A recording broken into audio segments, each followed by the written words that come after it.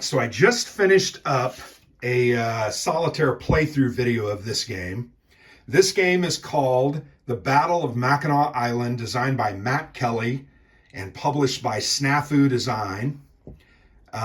Cool little company. They have a lot of great little games. Most of their games are baggy games, polybag games.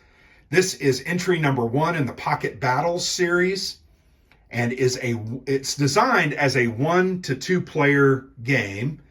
So you can play the game solitaire, and during the solitaire play, I'm going to move these down just so you can see them because I feel like I pushed them up.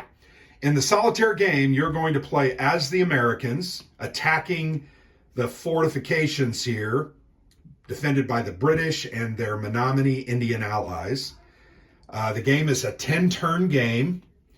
It's a chit pull for the AI. So you're going to pull a chit, one of 5 chits that are found in their chit cup. Later on, one of these will be taken out if all the officers have been used or eliminated.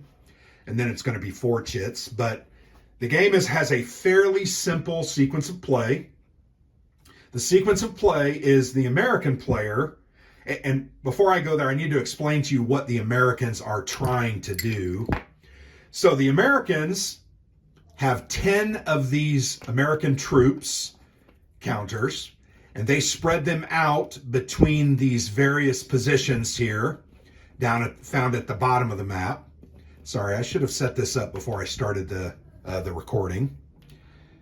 But it gives you a chance to see me move the pieces around, and you can watch my playthrough if you want to get a little more insight into how the mechanics work.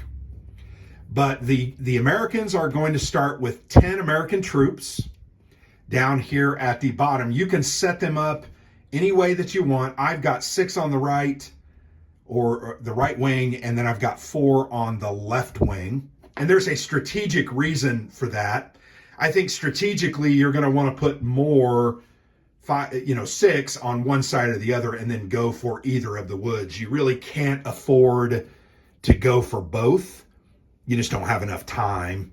But obviously putting your eggs in one basket, trying to hold or control one of these 2 woods is one of the 2 victory conditions. So if the Americans, by the end of turn 10, control is defined as having more units than the enemy in these locations. So if the Americans have, at turn 10, 2 and the Menominee have 1, the Americans are going to win. They're going to control the eastern woods here, and that will allow a flanking attack onto the fort and probably cause the British to surrender. But that's one of the victory conditions. The other way that the Americans can win, and you can try to do this. I've tried it a couple of times. I just can't seem to get the dice to cooperate. You have to do direct attacks and artillery fire on the British troops. And if you ever remove all 4 of these units from the game, you can win. Now, it's very hard to do a direct attack. In fact, if you do it, and if you do it without controlling either or both of the flanking woods positions, you're going to be at a -1 or a -2. -2 if you don't control either or have superiority, and a -1 if you have superiority in one but not the other.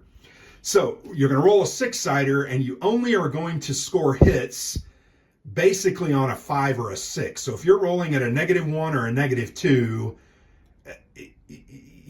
if you roll a 6, you're going to get a 4, and that's going to be generally no effect, unless you have superiority, which that's not as easy to do as it sounds.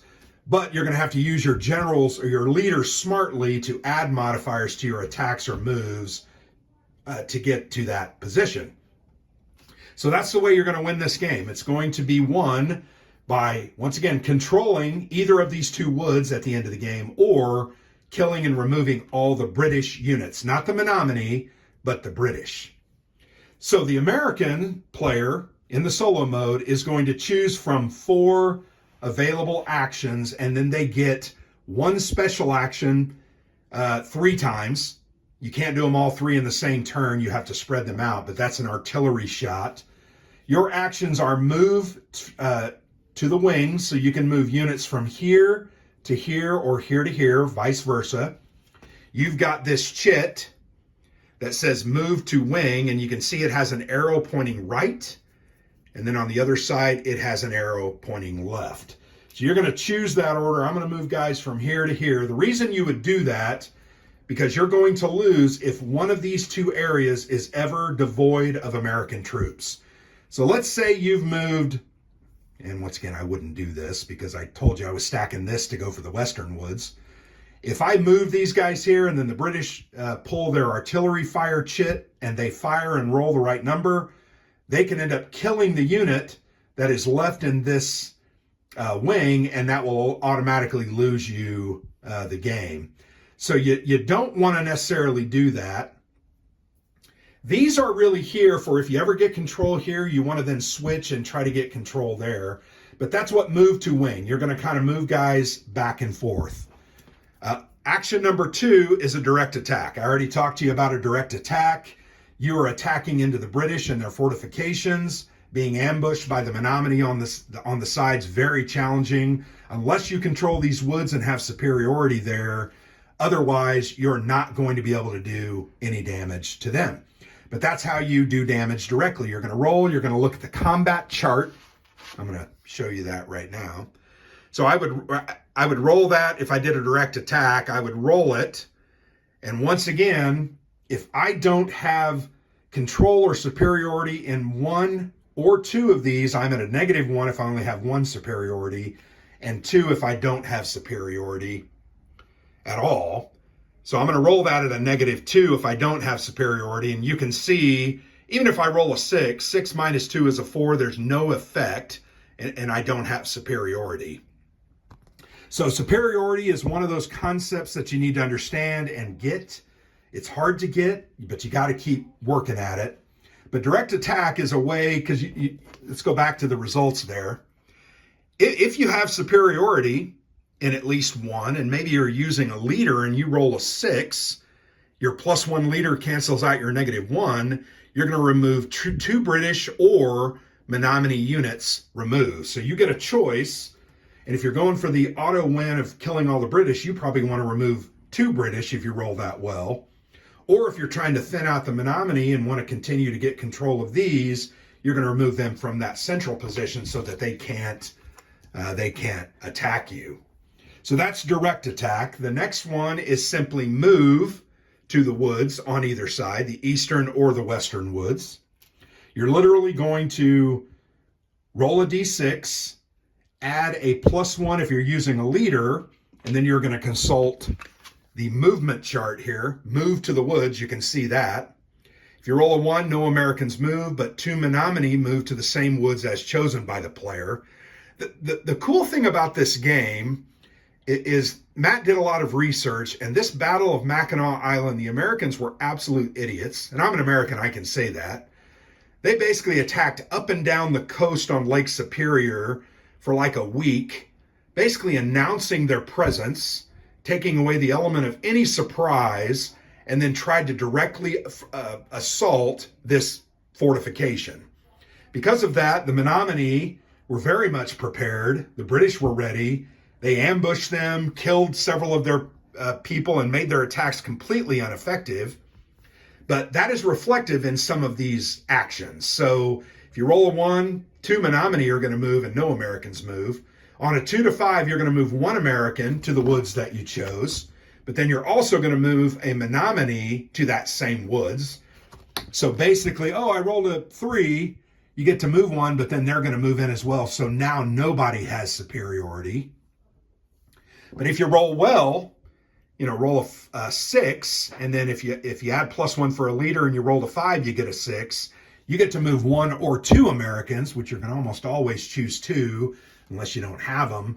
And now no Menominee move in, and bam, all of a sudden you have superiority. That's going to make your ability to attack the fort greater and also get you one step closer to winning the game.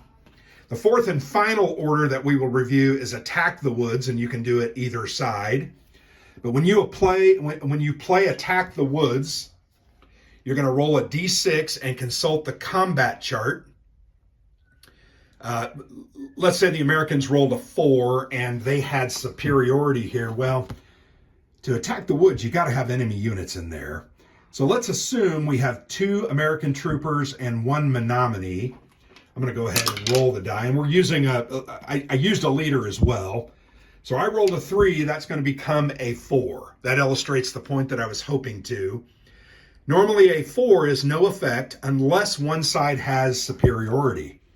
I have superiority as the American here. 2 blue troopers to only 1 green trooper. And when you read down, it doesn't show it here, but in the rules, it says when you have superiority and it says no results, the person having superiority gets to remove a unit. So I would remove that Menominee, and once again, I would retain or gain back superiority. When this leader is used, it is put on the committed box here, and you remember that you can't use that guy again. So those are the 4 American actions. And then once again, you have your artillery shot. You have an artillery thing that you can do 3 times. When you shoot that artillery, I'm going to pull this back up. You're going to go here. Where is it? There's my artillery. Artillery, fire it 3 times during the battle, either before or after I implement my orders. Roll 1d6 and consult the results below. So you can see rolling 4 or higher is what you need. And then you're going to get to remove a Menominee from their central position. One of these, once again, thinning out the ranks so they can't attack you so much or gain advantage and superiority. Or you get to remove 1 British from the central position, which is nice. And let's say you got lucky and rolled 3 6s on your 3 artillery. Man, you've got 3 out of those 4 guys gone. You might decide, I've got superiority over here. I'm gonna attack that and try to win the game by eliminating all the British.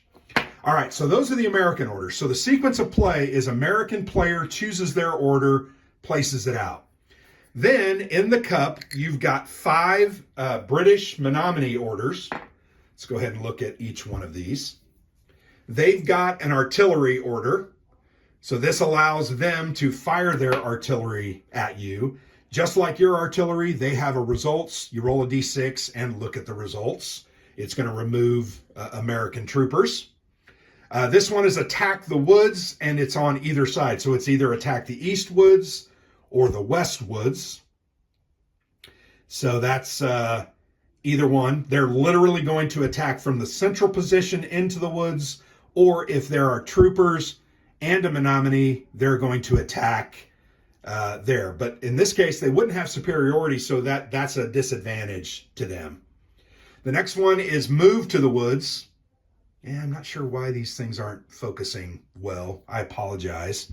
But move to the woods either side. And when you draw them out, you've got to decide. You close your eyes and just flip it around a couple of times and then show it to yourself and be like, oh, they're attacking the east woods, and then move on. But they're going to move guys into those woods, and they don't have to roll. They just move one individual into the woods. They have an order that says target officer. When that is pulled, you're simply going to remove one available American officer from the game immediately and permanently. So if you haven't used these officers, you're now going to lose the opportunity of using them. Yeah, that sucks. I'd rather lose an officer, though, than have one of my actions stopped. The final one that I'm going to show you here is musket fire. This is the peskiest and worst of their actions, I think, because if you look at musket fire, if they roll a 1 to 3, so if they roll a 4, 5, or a 6, there's no effect. But when they roll a 1, 2, or a 3, they're going to prevent any American orders that were laid out. They will not prevent special actions, but they are going to prevent American orders. So that kind of sucks, and you don't want that to happen. That's a 50-50 chance. You don't want that to be drawn. So, once again, sequence of play. Americans choose their order, but they don't execute it. You randomly draw one of these 5 chits. You then execute the Menominee British chit first. If it doesn't stop, like I showed you with a musket fire, the American orders. Then you go to the American orders and they get to move, attack, fire their artillery, move between the wings, etc. They get to do those actions. When those actions are done, you then advance the turn marker track. Pretty simple stuff. And you've got 10 turns to get this accomplished. Once again, remove all 4 of these British red units, or control and have superiority in at least one of these 2 woods locations. So pretty simple. One other thing that I wanted to discuss with you and show you, on the turn track, you can see turns 1, 2, and 3 are black, 8, 9, and 10 are black. Turns 4, 5, 6, and 7 are tan, and these are called the false report turns. So historically, as I mentioned, the Americans were attacking, and there was a report that some American troops landed at another point on the island after these had come into contact with the defenders. So what's going to happen is on turn 4, 5, 6, and 7, you're going to determine if you receive this false report. So you're going to roll a d6, and on a result of 4 to 6, the report will be received. You're then going to move half, rounded down, the number of remaining British troops off the board, and you're going to put them in this first of 4 boxes. Everybody understand that? Then, in step 4 of each subsequent turn, determine if the regulars return using the instructions to each of those boxes. You'll notice there that after the 4th turn of being off the map, the British regulars immediately return in step 4 of that turn. And if the Americans ever use their artillery at any time while the British are off the map, the British will return on step 4 of that same turn. So you're going to move them off that board, and then there are instructions. You're then at the end of the step 4 of each turn after that, round 4, 5, 6, and 7, once they've actually moved off the map, you're going to roll a d6, and you can see it's harder for it to happen the first turn. Only on a 1 or 2 will they return to the map. If they miss that, they just move to the next box. Then at the end of turn 5, you're going to roll again. If they roll a 1 to a 3, they're going to come back, or they're going to simply move to the next box. So then on end of turn 6, you're going to roll a d6. On a 1 to 4, they return to the map. Otherwise, they move to the final box. And then there you don't roll. At the end of step 4, you're going to return them in turn 7 to the map. So kind of a cool integration of the historical facts there into the game.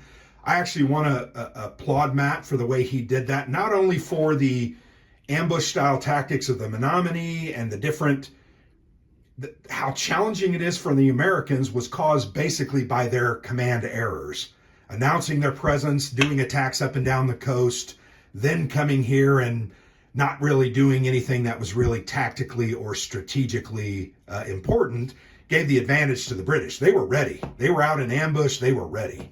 And because of that, they killed several American troopers, as you saw in my playthrough if you've seen it. But it ultimately, this game, I think solo, is going to end about 75% of the time in a loss, maybe a little higher, 80 to 85%. I've only won once out of 7 tries. My dice luck sometimes is horrible. But I think this is a great example of history being mimicked in the play and mechanics of the game. And I think that's the best part of it. I think the chit draw is very fun. There's a lot of tension in that, because you're thinking to yourself, oh, please don't draw the musket fire because I really need to move to these woods. Interestingly enough, more often than not, you end up drawing the musket fire, particularly after the officers have all been used, because then it's down to a 25% chance of that being pulled. Previously, it's only 20%. But it's like every time what you don't want to happen seems to happen. And then furthermore, the rolls required, as I mentioned, to move, very challenging. The artillery rolls, very, very challenging. That's where those officer bonuses really come into to be important. And you really got to choose those things well. But overall, a fun and interesting game. Plays in 20 to 25 minutes. Not going to go much longer than that.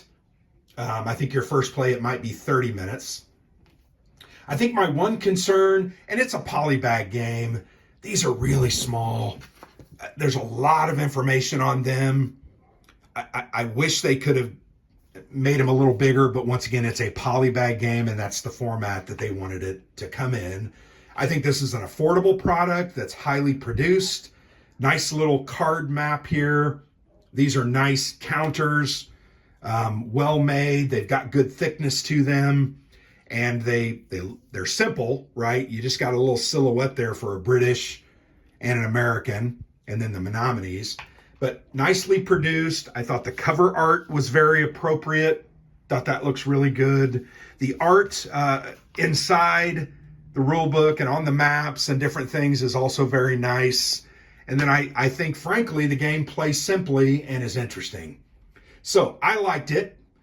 I've played it 7 times. I guess my only comment here would be, you play it 8 or 10 or 12 times, are you going to continue playing it? I think that I will, only because it's very challenging and it's very hard to win. If it was easy, I would think after 3 or 4 plays, I'd be done with it. So I think that's one thing it's got going for it in the replayability. I also think the random chit draw makes it extremely replayable. And I also frankly think you can experiment with different tactics, frontal attacks, moving to the east or the west woods, trying to gain superiority in both, trying to choose your orders appropriately to make, the best decisions possible. I think there's a lot of replayability and a lot of variability in the results of this game. And then ultimately, it boils down a lot to the roll of a 6-sider. You've got to roll mostly for the Americans 3s or higher to have good results. The British typically have good results on 1 to 3. So it's 50-50. I could keep rolling. Hey, I rolled a 4. If I was using a leader, that's a +5. That's pretty good. And you just got to understand that. The dice are going to be against you from time to time. The game's going to beat you over and over again, but plays quick, simple rules, simple understanding. You can reset it up pretty quickly and get it going again. So I like it for that reason. I think it is a good, solid game. I think this is Matt's first game, but maybe I'm wrong. I think he did a good job on this, and I look forward to what other designs he might be bringing forward. And I've played 2 or 3 games from SNAFU, and I think they're very solid. It's a great company. They are a Catalan publisher, and I think they have very good products at a very reasonable price. So there you have it. Those are my thoughts and my review of the Battle of Mackinac Island from SNAFU Design. Give it a try, pick it up, $15. You're going to have a good time with it, I guarantee it. So thanks for watching. I've been Grant from the Player's Aid.